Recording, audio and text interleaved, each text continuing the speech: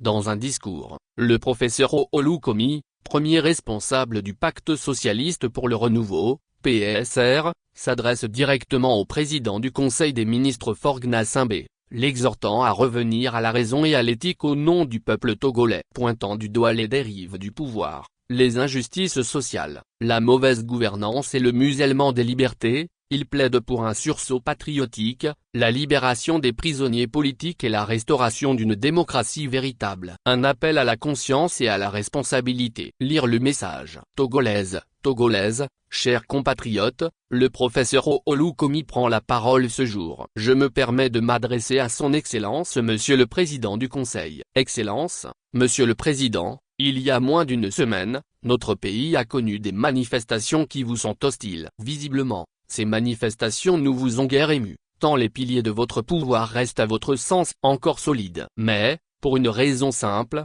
les Togolais auraient tort de vous laisser continuer dans la voie que vous avez choisie. La raison est la suivante. Monsieur le Président, vous connaissez ce qui est bien pour le peuple, mais volontairement, délibérément, vous avez choisi de faire le contraire. Je vous le démontre, Monsieur le Président. Premier point. Vous avez vous-même affirmé, je vous cite. Pour que la démocratie progresse en Afrique, il faut nécessairement limiter les mandats à 2 ou à 3. Fin de citation. Vous savez que la démocratie est un besoin. Pour y parvenir, selon vous, il faut nécessairement limiter les mandats à 2 ou à 3. Et pourtant, après avoir fait 4 mandats, vous avez modifié la Constitution pour rester à vie au pouvoir. Excellence, Monsieur le Président, n'est-ce pas choisir le mal alors que vous savez ce qui est bien pour votre pays? Deuxième point. Monsieur le Président, vous avez dit en 2012, je cite, « Lorsque le plus petit nombre accapare les ressources au détriment du plus grand nombre, alors s'instaure un déséquilibre nuisible qui menace jusqu'à tréfond la démocratie et le progrès. » Fin de citation. Votre constat est juste. Mais,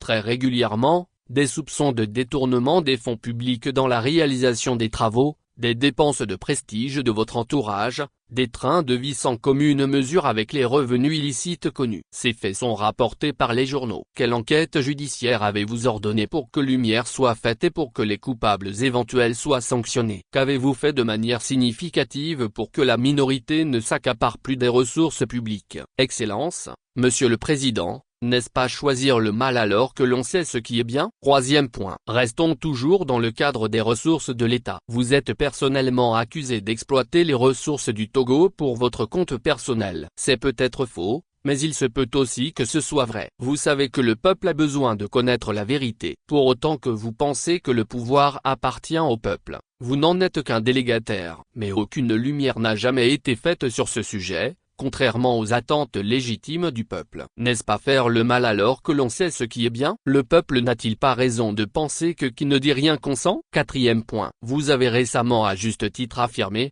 je cite, « Si vous gérez mal ou s'il y a du laxisme dans la gestion, vous ne pouvez pas financer du social. » Fin de citation. Monsieur le Président, depuis longtemps, vous saviez que la CET était en difficulté. Vos collaborateurs, avec excès, consommaient l'énergie sans payer. Votre attention aurait été attirée sur le danger. Vous n'aviez pas réagi à temps. Aujourd'hui, c'est aux consommateurs d'en payer le prix. Excellence, Monsieur le Président, le peuple n'est-il pas en droit de considérer que c'est du laxisme? N'est-ce pas faire le mal alors que l'on connaît le bien? Pourriez-vous nous dire quel aurait été le montant économisé si depuis 10 ans, vos collaborateurs consommaient avec modération et payaient leurs factures?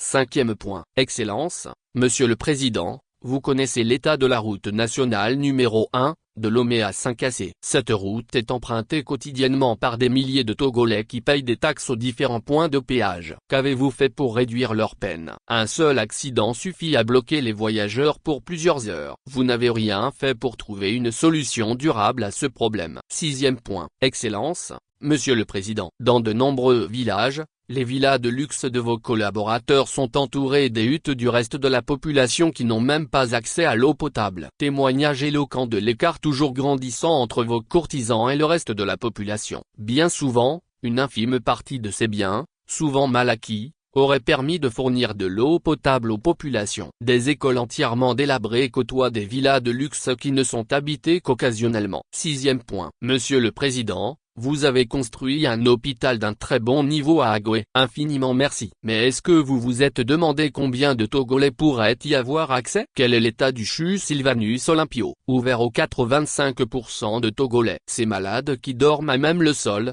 ces enfants entassés, 3 par lit, témoignent contre vous, Excellence, Monsieur le Président. La liste est encore longue. Nous en sommes tous témoins. Excellence, Monsieur le Président, à votre actif, vos partisans évoquent la paix dont vous seriez l'artisan. La paix est sans doute un besoin fondamental. Mais permettez-moi de vous dire que la paix n'est pas simplement une absence de guerre ou d'affrontement. Pensez-vous que ces jeunes sans emploi, à plus de 35 ans, à la charge de leurs parents épuisés par des décennies d'efforts, sont vraiment en paix? Pensez-vous que ce père de famille incapable de procurer des soins à son enfant malade qu'il voit mourir est vraiment en paix? Pensez-vous que le citoyen qui dort le ventre affamé est vraiment en paix? Pensez-vous qu'un peuple à qui l'on impose sans consultation une constitution, un peuple réduit au silence, est un peuple en paix? Il semblerait que les députés avaient voté cette constitution sans avoir eu le droit de lire le contenu. Pensez-vous sérieusement que ces députés sont des citoyens en paix? Excellence, Monsieur le Président, pourriez-vous objectivement nous donner les raisons qui justifient que l'on vous soutienne? Certes, vous aurez toujours au Togo vos soutiens inconditionnels. Certains le font parce que votre présence au pouvoir leur permet de continuer de piller le pays. Ce n'est pas vous qu'ils soutiennent, Monsieur le Président, mais leurs intérêts égoïstes. Une autre catégorie vous soutient par ignorance car ils n'appréhendent pas le mal que vous faites contre le pays. D'autres, enfin, vous soutiennent par peur. C'est justement pour cette raison que pour votre compte les personnes sont détenues, parfois sans jugement, pour dissuader ceux qui osent contester votre autorité. C'est pour cette raison qu'il faut mettre en prison des personnes qui, par leurs propos, sont en mesure d'éclairer davantage le peuple. Excellence, M. Le Président, tout est question de temps. Vous partirez forcément dans quelques semaines, dans quelques mois, dans quelques années ou même décennies. Vous partirez. C'est pourquoi je vous demande, avec humilité, de libérer les prisonniers politiques. C'est pourquoi je vous demande de revenir à un meilleur sentiment et de choisir le bien. C'est pourquoi je vous demande, Excellence, M.